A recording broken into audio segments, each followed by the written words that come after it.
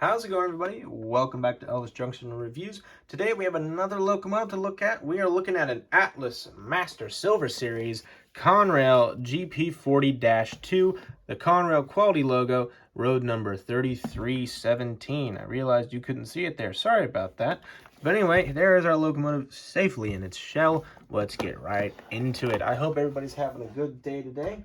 I just finished up another review that you will see before this review. Here is our locomotive in its protective bulkhead shell and blister cover.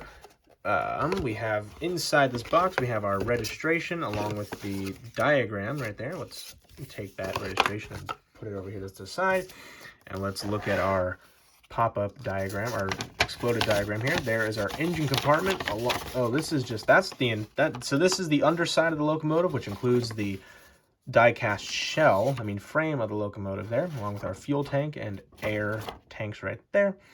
Air reservoirs, excuse me. And here is the actual detail of the locomotive right here. You can see there's a lot of details, but Atlas excels at that, which I really do love. So, like I said earlier, our locomotive is currently in a plastic shell here. We're going to pull it out just like that, move that off to the side. And we're going to pull these plastic walls off. Here's our foam piece. Keep those plastic walls from bending in on each other and damaging the locomotive. I wish that bird would go away. He's been annoying me this whole day and will not be quiet. Get off of there. All right, so we have that other one here. Here is our little details package right here. We have extra, well, not extra, but these are the actual sun shades here, along with those rubber stoppers for the screw areas. But all right, so here's our locomotive. It's all shaved. Look at it, it looks very nice just right out of there. As you can see, we have 2 screws to get rid of right there, so we're not going to waste any time here, and we're going to get to unscrewing, and I will see you guys when we have the locomotive out of its bulkhead, and we'll get into some history. And now on to some history. The GP40-2 was built by Electromotive Division between 1972 and 1986. It was powered by an EMD 645E3 16-cylinder engine that generated 3,000 horsepower. Now, this locomotive was not as successful as the GP38, whereas over 1,000 were built, as opposed to the GP38, where over 2,000 were built. Now, 3317 here was built in May of 1978 with the original Conrail paint scheme, which was blue and just said Conrail and had the original logo there. Then the 1990s came around. Conrail was looking to rebrand themselves, make their image pop. So they decided to turn themselves into Conrail quality and encompass their logo with a ginormous Q. But anyway, 1999 comes around. Conrail split up between the Norfolk Southern and the CSX. Our unit here would go to the NS and became NS 3023. And as of 2022, this locomotive is still running, which is very nice. As is our GP38 from the last video, that locomotive video. All right, so now we've done some history, let's look at some details, starting with the front. Alrighty, so we're kind of looking at the front of the locomotive. Now, you have to keep in mind, this is the 1990s repaint of this locomotive, but also I think this is prior to the ditch light era, which is why there are no ditch lights. But anyway, so we're going to start from the top and work our way down to the bottom, as we usually do. Starting at the top, we have a lovely Leslie RS3L. We have some forehead number boards right here, one on each side. We have a forehead-mounted headlight, and that runs when the locomotive is operational. We have 3 windshield wipers here. They're all separately applied. We have one here on the driver's side cab door window. We also have one on here on the conductor's side. It's also the cab door right here. And then we have what I classify as one. They move together as one if they were actually in motion. We have a white colored grab iron here as opposed to our GP38, which had a blue one. We have a sand filler hatch here. We have, once again, non-operable class lights, which are now actually much more visible. We have a lovely Conrail quality on the front of the nose here, as well as some more grab irons one here, and I believe there's one right there. And these handrails are a lot more sturdier than our previous locomotive. We also have a white sill stripe on the anti-climber here, as well as a coupler cup bar here. We also have our Atlas coupler. We have 3 MU hoses on either side of the locomotive here on the plow. We have our air brake, and we also have our crew figurines. There's the engineer, and if we turn here, there is our conductor in there, right there, nice and snug. So let's get into the rear details now.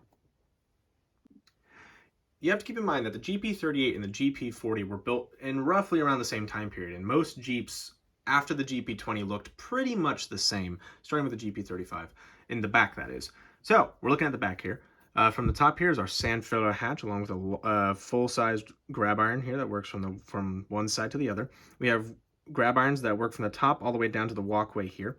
We have our horizontally mounted headlight, and we have our number boards, one on each side, with a white background instead. We have more noticeable class lights here, along with a lovely Conrail quality logo right there.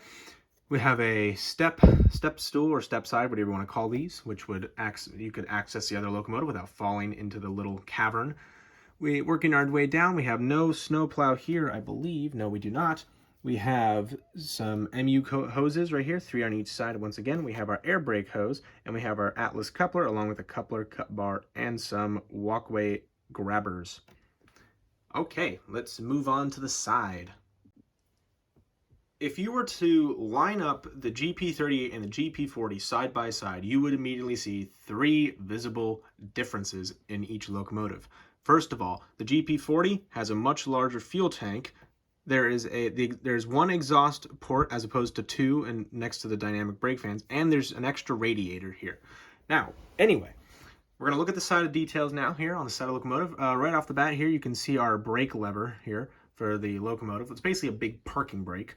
We have our number 3317 along with GP40-2 underneath it, and then an illegible word that I can't see.